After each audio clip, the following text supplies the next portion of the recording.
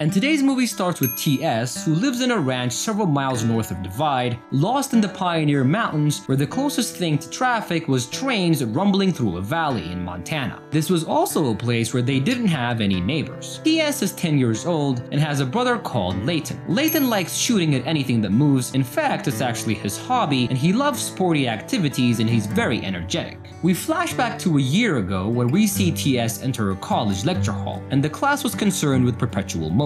TS was very curious, so he slowly heads to the front of the hall and sits down. The man on the video seems to be explaining the downsides of the machines invented to produce energy so far. When the video ends, the professor starts talking about how this concept defies the law of the universe because the basis of thermodynamics assumes that all mechanisms eventually come to a stop. A student raises his hand to say that the study and quest for perpetual motion is better suited for idealists and poets. The professor giggles and suggests a rather interesting idea to the student. The professor says that the stop of science could be the beginning of imagination. TS nods behind the student and remains attentive, and the professor then assesses his students that someone out there is dedicating themselves to making this machine. After the class ends, TS walks up to the professor and tells him that he is that someone that he was talking about. When the professor asks what he was going to do, TS enthusiastically tells him that he accepts the challenge to make the mysterious machine, and the professor then pats him on the head and walks away. We are then taken back to the ranch a year later, where TS was sitting with his teenage sister Grace, who was shucking corn at the doorstep.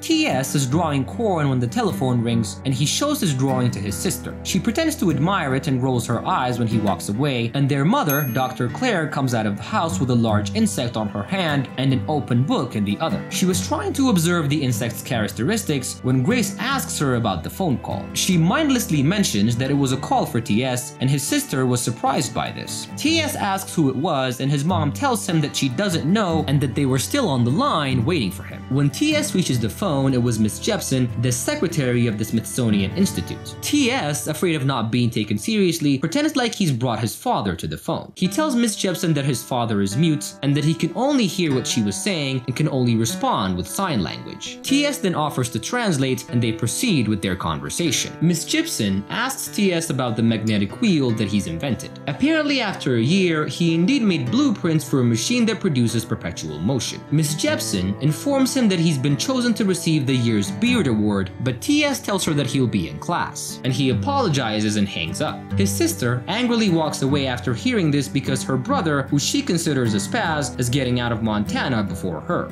Following this, we observe TS's description of his sister Grace. For him, she's a person that wallows in the role of a misunderstood actress. She doesn't like her father's setting room, which consists of guns, mounted mammals, and such, and she would rather have it to be a living room. He thinks that his father was born 100 years later because he's old school and he has a soul of a cowboy, and this is one of the major reasons he likes Layton so much. His mother, the doctor, specializes in crickets and insects, and she basically identifies and classifies them as species and subspecies. And Layton is his twin brother, but he's not as smart as TS. It's revealed that Layton had died during an accident involving a gun, and TS was there measuring gunshots when the gun exploded and killed Layton. At school, TS isn't encouraged by his teacher, who thinks that he has a superiority complex. At home, his father, being very old school, invalidates his ideas and refuses to use his inventions. One day, while on a car ride with his father, TS decides to travel halfway across the US to go to Washington, where the Smithsonian Institute was located. That night, he informs the Smithsonian Institute that he's rearranged his schedule and that he will be able to make it to the award. He packs all the stuff that he thinks he needs for hours, and he leaves and takes one last look at Layton's room and apologizes. He writes a letter for his family,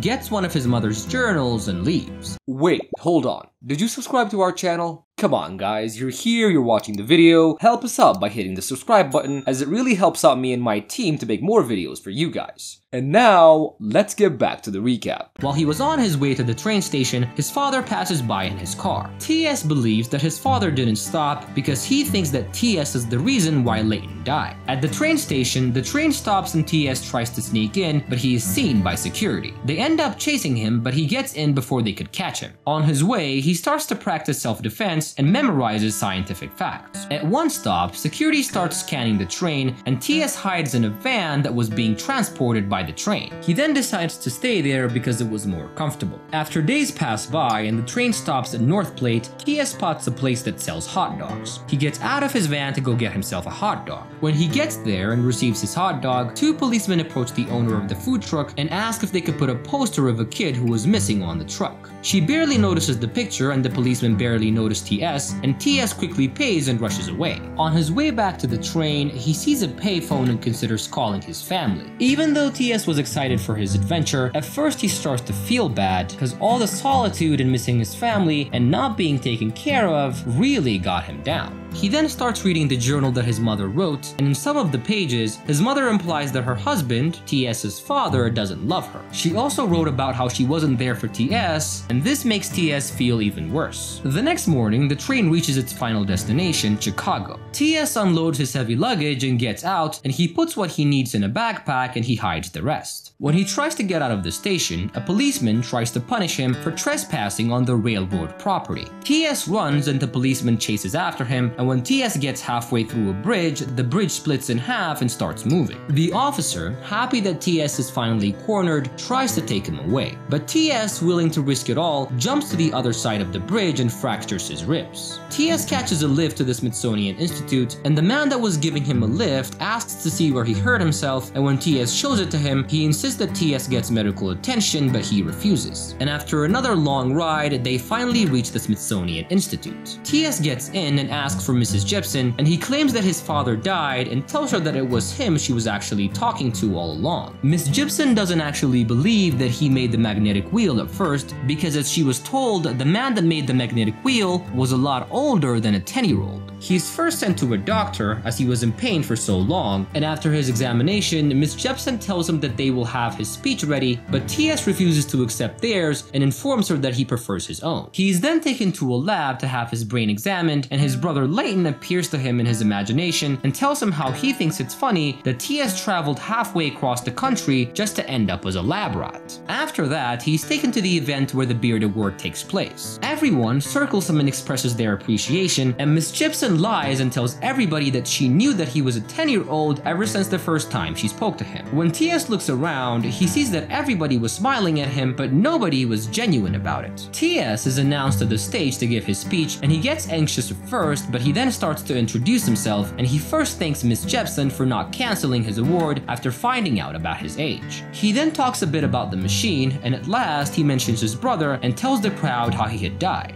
The whole room sympathizes with TS and gives him a standing ovation. After observing his applause, Miss Jepson runs onto the stage and hugs TS. As TS gets out of the room passing the crowd who now adore him, we see that his mom had been there watching him deliver his speech. The next morning, as TS was doing a photo shoot, Miss Jepson was on the phone talking about how liked he will be by the public. From here we realize that Miss Jepson is not concerned about TS when she tells him that his brother holding a gun on the background would make their picture look more interesting.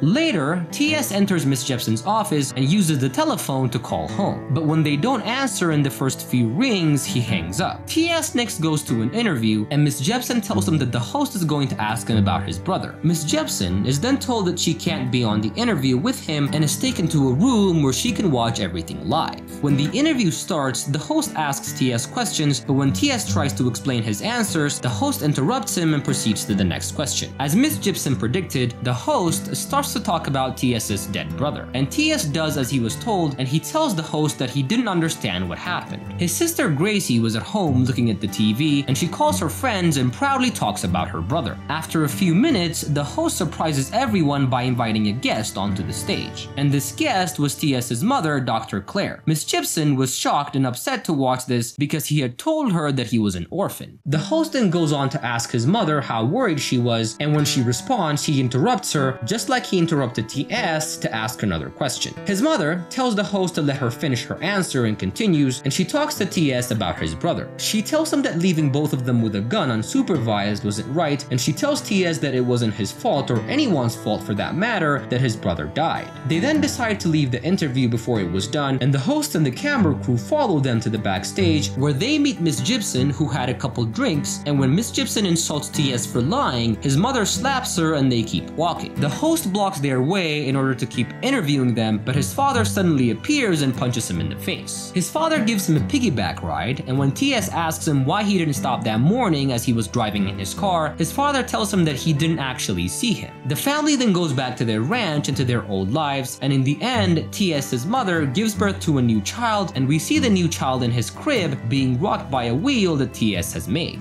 And this is where the movie comes to an end. I hope you guys enjoyed this recap. Make sure to leave me a like, leave a comment, and most of all, subscribe to my channel. I love you guys so much, and I promise to see you on my next recap. Bye!